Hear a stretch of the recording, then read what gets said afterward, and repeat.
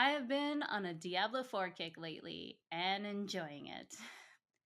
I used to be heavy into playing video games almost my whole life before I got into tabletop. And since getting into the hobby, I honestly haven't been playing any video games really in the past few years. So it's kind of a nice break.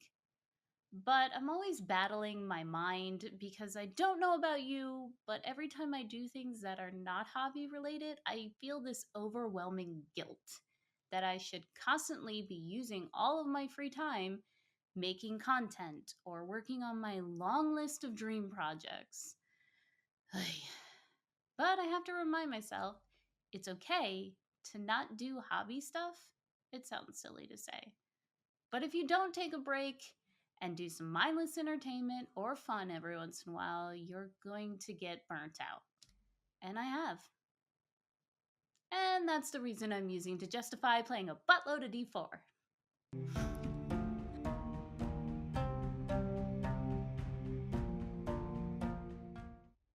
But while I was running around slaying demons with my skelly babies, because of course I'm playing a necromancer, I got an idea to yet again grab an outside cup of inspiration and pour it into the hobby. The artwork for the game is absolutely stunning, and so is the demon mommy herself, Lilith. I love painting flesh. I don't know how to say that without it being creepy, but I haven't done a decrepit or sickly flesh in a very long time, and I think it's time to fix that. I have this creepy yet absolutely beautiful model from Mindwork Studio that I've been really wanting to paint since, well, I picked it up at Adepticon. It was the first thing I bought there, and I have been waiting for inspiration to just strike.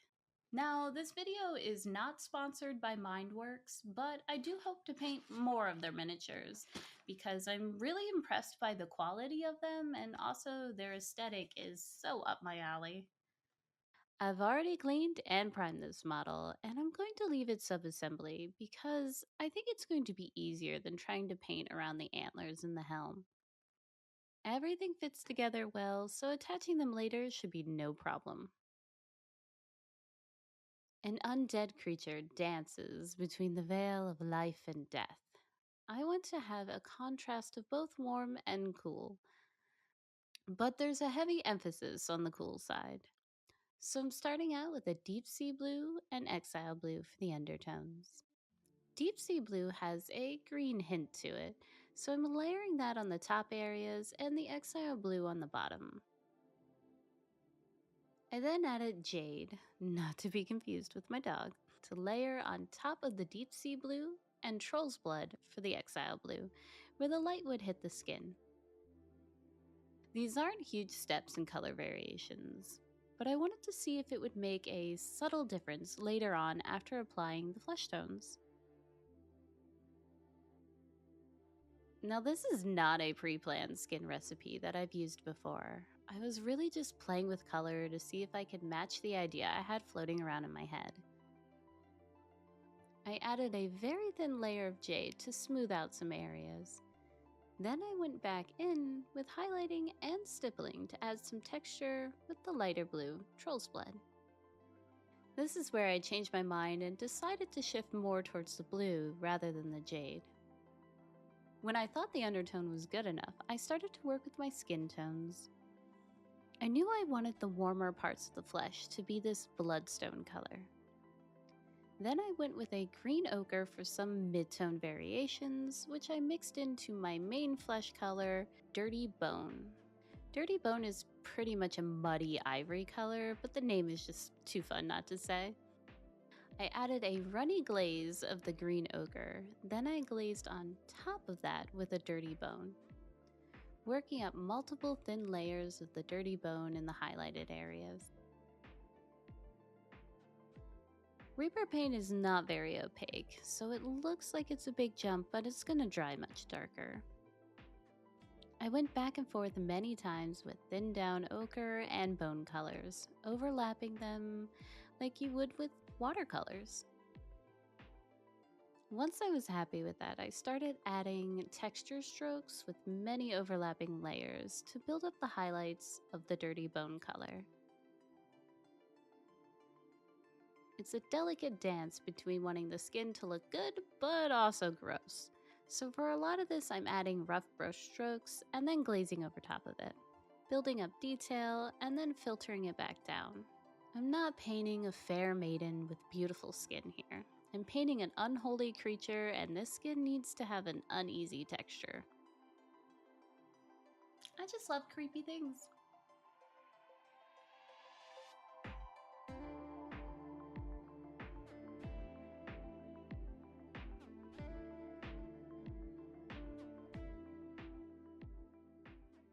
I felt like the skin needed more of that ochre color in some areas, so I glazed some of that back in. For me, skin is a touch and go process. Sure, I have my go-to recipes for tabletop or things I've painted a lot of, but every time I paint a bust or a larger model, it's a chance for me to experiment with something I've never tried before. I tend to spend more time painting the skin than any other part of the model. If it takes me 50 layers or 5 hours, I will go until I'm happy with it. I started to sweep some of the Bloodstone into the shadow areas and mix it with the Exile blue. I also covered the fingertips in them because I wanted them to look like they were dipped in something or corrupted, just for an extra creepy element. And this is where my memory card was full and I didn't realize I wasn't recording the finishing steps. But don't worry, I replicated the whole process on the rest of the skin. I tested all of this out on one arm, so I could see what I liked and what I didn't, and adjust for the rest of the model. To finish up the arm, I added highlights of Ivory, went over the fingertips with more Bloodstone, and added a mixture of Bloodstone and Deep Sea Blue to outline the fingernails. Here is a high-speed run of the rest of the skin coming to life. Since I already ran a trial and error on the one arm, I was able to figure out a way to get to where I wanted a lot quicker on the rest of the skin, simplifying the steps by building up a bold texture sooner and glazing it back down.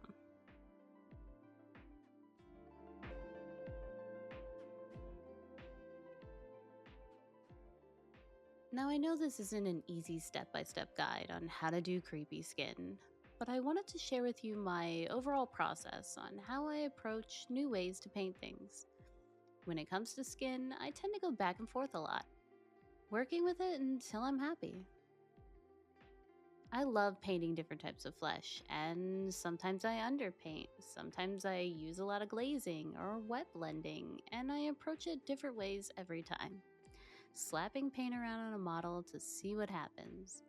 And it might not always be the best way to do something, but it is rewarding when you discover a new favorite color combo or a beautiful way to do a texture. Painting all the skin on this model took me under 2 hours, and I filmed all of it with the minor memory card hiccup. But it was a lot to edit, and I didn't want this video to be so long, so I cut out a bit of the face process and sped up a lot of this. If you want to check out a longer video version that includes just the painting and the face, that video is up on my Patreon as a free public post. The link is in the description below.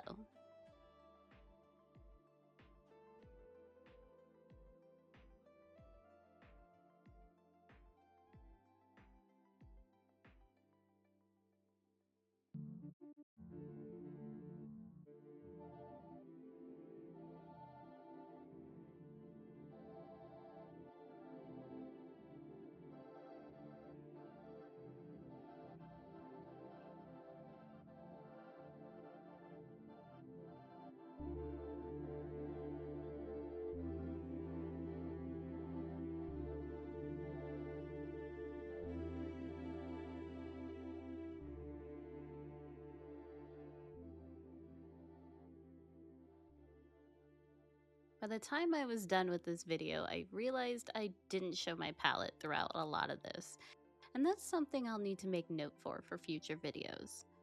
But here's a look at all the colors I used as I did some final glazing and details.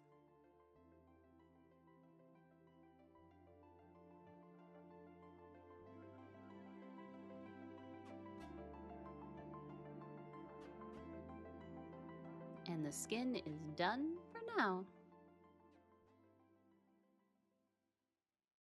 I solely focused on the skin for this video, but I am going to make a follow-up video where I paint the rest of the model. Thinking torn fabric, nice textures, weathered, some turquoise and red flowers, give it a pop of color, maybe a brown or black deer head with pale antlers. Still thinking on it. Thanks for watching, and as always, I love your face. Be excellent to yourself and others, and maybe like and subscribe as it helps inspire me to make future content. Happy painting. Right, Jade? Jade? She doesn't care at all. Hi.